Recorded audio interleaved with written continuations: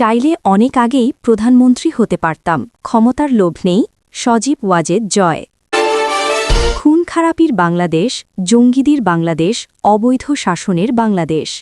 এতক্ষণ শুনছিলেন সংবাদ শিরোনাম, এখন থাকছে বিস্তারিত। পারিবারিক রাজনীতি না তৃণমূলের সিদ্ধান্ত? সজীব ওয়াজেদ জয়ের মন্তব্য ঘিরে নতুন বিতর্ক। বাংলাদেশের রাজনীতিতে ডাইনেস্টিক পলিটিক্স বা পারিবারিক রাজনীতি নিয়ে বিতর্ক নতুন নয়। স্বাধীনতার পর থেকে বড় দুই রাজনৈতিক পরিবারের নেতৃত্ব ঘিরে এই আলোচনা বারবার ফিরে এসেছে। এবার সেই বিতর্ককে আবার সামনে নিয়ে এলেন সাবেক প্রধানমন্ত্রী শেখ হাসিনার ছেলে সজীব ওয়াজেদ জয়। এক সাক্ষাৎকারে তিনি বলেন, চাইলে তিনি অনেক আগেই দেশের প্রধানমন্ত্রী হতে পারতেন, কিন্তু ক্ষমতা বা অর্থের প্রতি তার ব্যক্তিগত কোনো আগ্রহ ছিল না। এই বক্তব্য রাজনৈতিক অঙ্গনে নতুন প্রশ্ন ছুড়ে দিয়েছে। এটি কি পারিবারিক প্রভাবের স্বীকারোক্তি, নাকি গণতান্ত্রিক দলের ভেতরে তৃণমূলের সমর্থনের বাস্তবতা? এই প্রশ্ন নিয়েই এখন আলোচনার কেন্দ্রবিন্দুতে জয়। ডাইনেস্টিক পলিটিক্স, সমালোচনা না বাস্তবতা?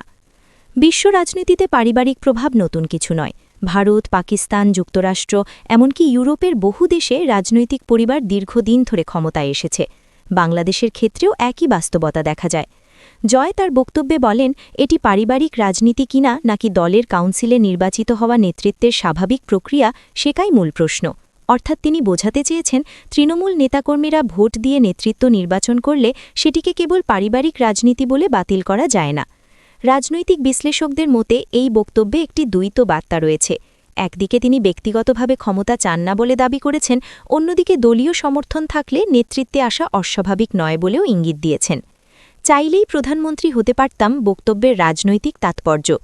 জয়ের মন্তব্য যে তিনি চাইলে অনেক আগেই প্রধানমন্ত্রী হতে পারতেন, সেটি রাজনৈতিকভাবে বেশ সংবেদনশীল, কারণ এতে বোঝা যায় ক্ষমতার কেন্দ্রে তার প্রবেশের সুযোগ ছিল। আন্তর্জাতিক সংবাদমাধ্যমে দেওয়া বিভিন্ন সাক্ষাৎকারেও তিনি রাজনীতিতে সরাসরি আসার বিষয়ে অনাগ্রহের কথা বলেছেন। কিছু প্রতিবেদনে উল্লেখ করা হয়েছে, তিনি দীর্ঘদিন ধরে যুক্তরাষ্ট্রে বসবাস করছেন এবং রাজনৈতিক ক্ষমতার বদলে ব্যক্তিগত জীবনকে অগ্রাধিকার দিয়েছেন। এই বক্তব্যের পর প্রশ্ন উঠেছে, তাহলে ভবিষ্যতে কি তিনি সক্রিয় রাজনীতিতে ফিরবেন, নাকি এটি শুধুই রাজনৈতিক আলোচনার অংশ? আওয়ামী লীগের ভেতরের শক্তির ভারসাম্য। জয়ের মন্তব্য আওয়ামী লীগের অভ্যন্তরীণ রাজনীতির দিকেও ইঙ্গিত দেয়। দলটি দীর্ঘদিন ধরে একটি শক্তিশালী সাংগঠনিক কাঠামোর ওপর দাঁড়িয়ে আছে। বিশ্লেষকদের মতে দলের ভেতরে নেতৃত্বের প্রশ্ন সবসময়ই গুরুত্বপূর্ণ। শেখ হাসিনার পরবর্তী নেতৃত্ব নিয়ে বিভিন্ন সময় আলোচনা হয়েছে। জয় সরাসরি দায়িত্ব নিতে না চাইলেও তাকে ঘিরে তৃণমূলের একাংশের প্রত্যাশা আছে বলে মনে করা হয়। তবে অন্যদিকে দলীয় রাজনীতিতে নতুন নেতৃত্ব তৈরির প্রয়োজনীয়তার কথাও উঠে এসেছে। সমালোচকদের দৃষ্টিভঙ্গি, ক্ষমতার উত্তরাধিকার। বিরোধী রাজনৈতিক শিবির দীর্ঘদিন ধরে অভিযোগ করে আসছে, বাংলাদেশের রাজনীতিতে পারিবারিক প্রভাব গণতান্ত্রিক প্রক্রিয়াকে দুর্বল করে। তাদের মতে ক্ষমতা কয়েকটি পরিবারের মধ্যে সীমাবদ্ধ থাকলে রাজনৈতিক বৈচিত্র্য কমে যায়। এই প্রেক্ষাপটে জয়ের বক্তব্যকে অনেকে ক্ষমতার উত্তরাধিকার নিয়ে নতুন করে আলোচনার সূচনা হিসেবে দেখছেন। কিন্তু আবার অন্য একটি অংশ বলছে, গণতান্ত্রিক ব্যবস্থায় ভোটারদের সিদ্ধান্তই শেষ কথা। জনগণ যদি কাউকে সমর্থন করে, তাহলে তাকে শুধু পারিবারিক পরিচয়ের কারণে অযোগ্য বলা যায় না। ক্ষমতার প্রতি অনাগ্রহ নাকি কৌশলগত অবস্থান? জয় বলেছেন, তিনি ক্ষমতা বা অর্থের প্রতি লোভী নন এবং ব্যক্তিগত জীবনেই সন্তুষ্ট। এই বক্তব্যকে কেউ কেউ তার ব্যক্তিগত সততার প্রতিফলন হিসেবে দেখছেন। আবার রাজনৈতিক পর্যবেক্ষকদের মতে এটি হতে পারে কৌশলগত অবস্থান, কারণ সরাসরি রাজনীতিতে না থেকেও প্রভাব বজায় রাখা অনেক সময় রাজনৈতিকভাবে সুবিধাজনক হয়। বাংলাদেশের রাজনীতিতে পর্দার আড়ালের নেতৃত্ব নতুন কিছু নয়। বিভিন্ন সময় উপদেষ্টা বা কৌশলগত ব্যক্তিত্বরা সরাসরি নির্বাচনে না লড়েও বড় ভূমিকা রেখেছেন। আন্তর্জাতিক প্রেক্ষাপট, পরিবার বনাম প্রতিষ্ঠান। বিশ্ব রাজনীতিতে পারিবারিক নেতৃত্ব নিয়ে বিতর্ক অনেক পুরনো। যুক্তরাষ্ট্রে কেনেডি পরিবার, ভারতে নেহেরু গান্ধী পরিবার কিংবা পাকিস্তানে ভুট্টো পরিবার একই ধরনের আলোচনার মুখোমুখি হয়েছে। এই প্রেক্ষাপটে জয়ের বক্তব্যকে কেউ কেউ বৈশ্বিক রাজনৈতিক বাস্তবতার সঙ্গে মিলিয়ে দেখছেন। রাজনৈতিক বিশ্লেষকরা মনে করেন, আধুনিক গণতন্ত্রে ব্যক্তির চেয়ে প্রতিষ্ঠানকে শক্তিশালী করা জরুরি। যদি দলীয় কাঠামো শক্তিশালী হয়, তাহলে পারিবারিক পরিচয় ততটা গুরুত্বপূর্ণ থাকে না। বর্তমান রাজনৈতিক পরিস্থিতি অত্যন্ত জটিল।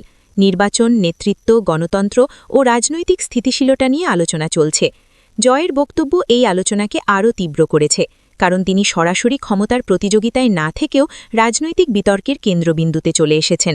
বিশ্লেষকদের মতে এই মন্তব্য ভবিষ্যতের রাজনৈতিক সমীকরণে প্রভাব ফেলতে পারে, বিশেষ করে আওয়ামী লীগের ভবিষ্যৎ নেতৃত্ব নিয়ে নতুন করে আলোচনা শুরু হতে পারে।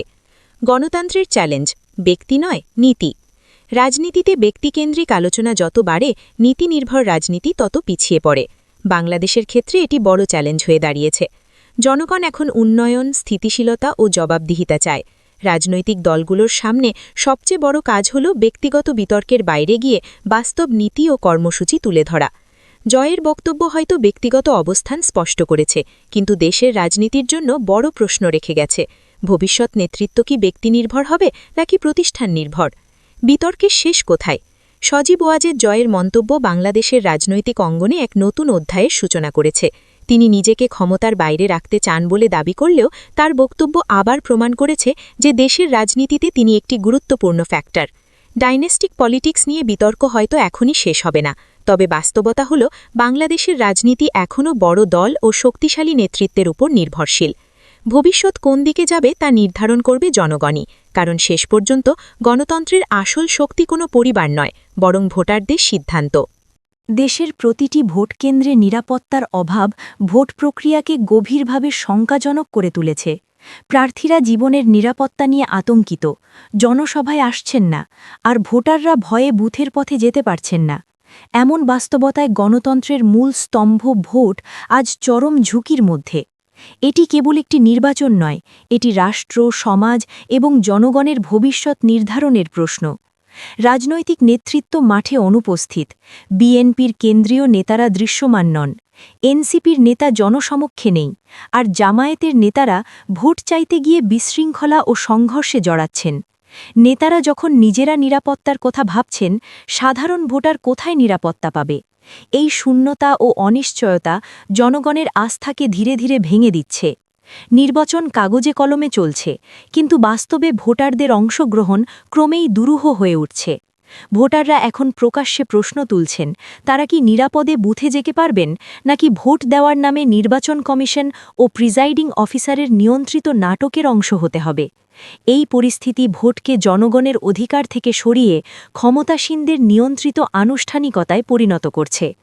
রাজনৈতিক বিশ্লেষকরা প্রশ্ন করছেন, এই ভোট কি গণতন্ত্রের অনুশীলন নাকি অবৈধ শাসন টিকিয়ে রাখার কৌশল? জনগণের মধ্যে তৈরি হয়েছে তীব্র ক্ষোভ ও অবিশ্বাস। সাধারণ মানুষের বিশ্বাস, ভুয়া ও জাল ভোট ছাড়া এই ব্যবস্থায় প্রকৃত ভোট দেওয়া প্রায় অসম্ভব।